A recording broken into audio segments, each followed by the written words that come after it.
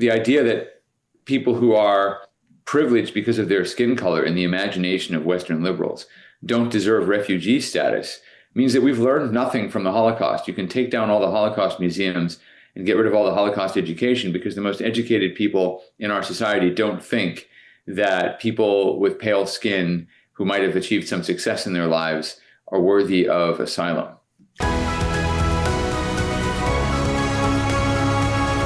Well, I know a little bit about South Africa, but not a ton.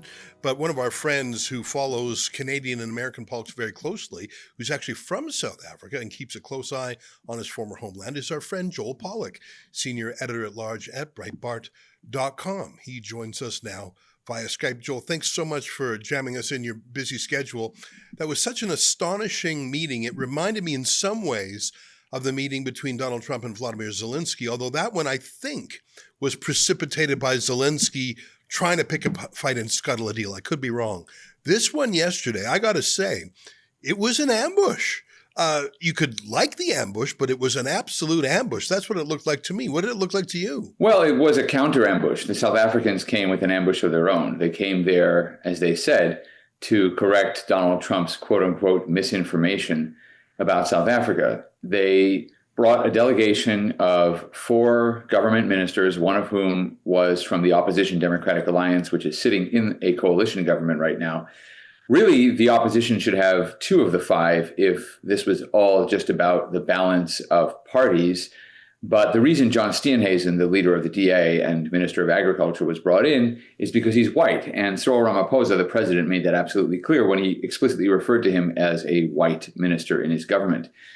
Ramaphosa also referred to other people as white. They were the golfers and businessmen and other people he had brought with him. So Ramaphosa came with a bunch of white South Africans, and the purpose was to try to embarrass President Donald Trump and refute with these living human beings his charges of genocide and racial discrimination. But unfortunately for the South Africa, 2 things happened. Firstly, the Trump administration was prepared with the video evidence of racial incitement in South Africa.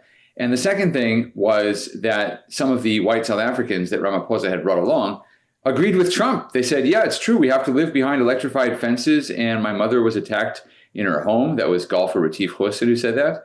And it's scary when we have to leave, and we don't know if we're going to be alive when we come back. And Trump said, that's not a way to live. And that is unfortunately the accepted reality for many South Africans, white and black. And there is a problem with racial incitement against white farmers that comes from this political party, the Economic Freedom Fighters, and also the Umkhonto we Sizwe Party, which is another radical racial Marxist party. And they are driving the fear that a genocide could take place in South Africa. Add to that the fact that Ramaphosa, who is supposedly business friendly, signed the Expropriation Act into law earlier this year that allows the government to take property without compensation. And you have the makings of a Zimbabwe-style clearing out of white farmers. So Trump didn't invite Ramaphosa to the Oval Office to embarrass him. Ramaphosa tried to spring one on Trump and found that he himself was caught in a trap, and the South Africans just weren't prepared. And this was on the heels of just a couple of weeks ago, about 50 or 60 Boers, those white farmers of Afrikaner descent, who were accepted to the United States as refugees. And it was such a contrast to see real refugees, women, children, waving American flags in gratitude versus the fake and fraudulent asylum seekers that we've been taught to assume as normal military-age migrant men coming into America, Ireland, the UK, Canada. The reaction to both of those things, the reaction to having white farmers as refugees and the reaction to Trump's evidence, like I watched the video, it was actual video of those EFF hate rallies and of some white farmers describing what happened to them. And yet both the refugees and the video evidence was met in the main by leftist media, mainstream media, as not believing it, calling it a hoax, denying it, and saying, well, that's not real refugees. Something was exposed there, not just in South Africa, but in the refugee media industrial complex, don't you think? Well, the American left needs to retain a sense that it's standing on the side of civil rights. So they need a class of oppressors as much as they need a class of victims. And white South Africans for many decades have fit the bill. But the reality of life in South Africa, which is now 31 years after the end of apartheid, is quite different.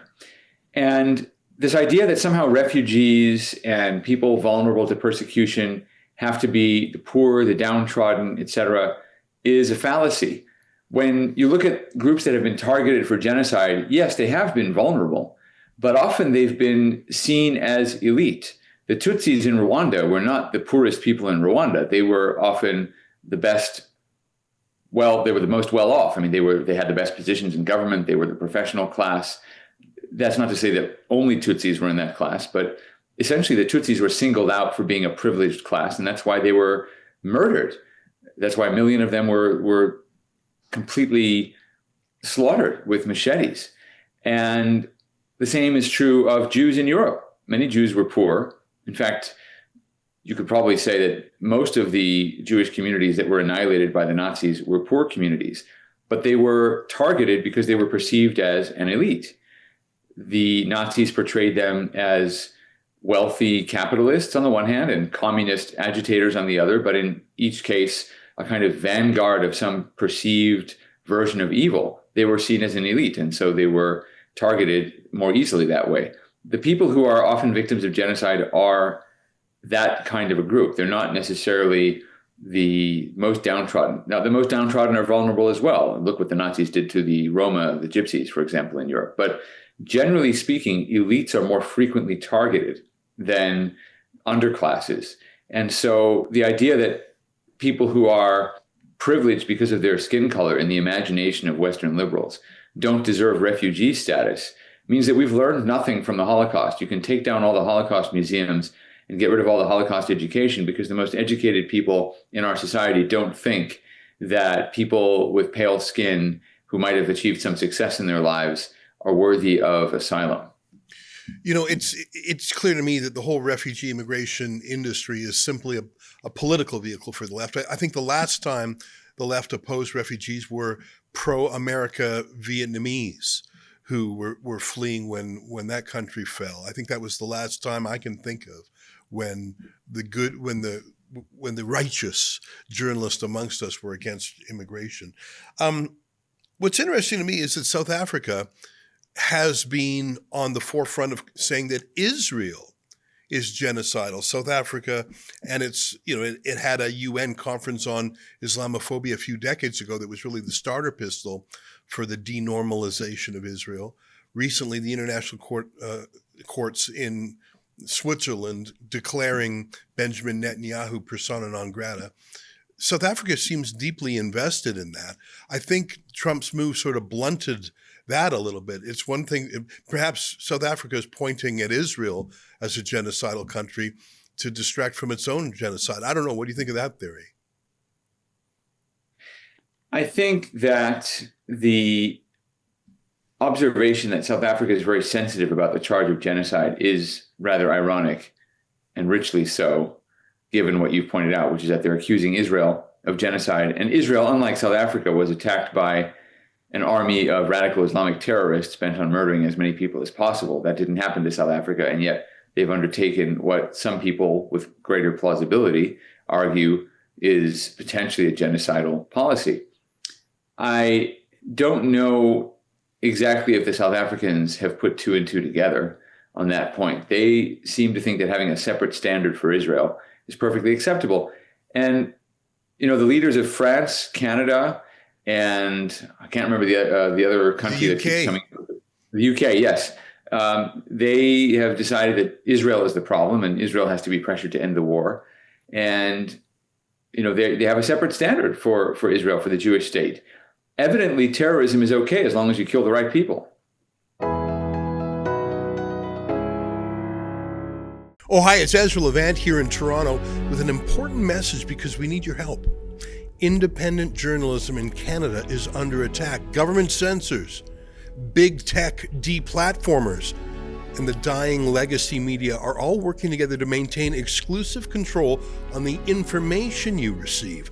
They don't want you to hear other voices like ours, and they really don't want you to be informed and to think for yourself.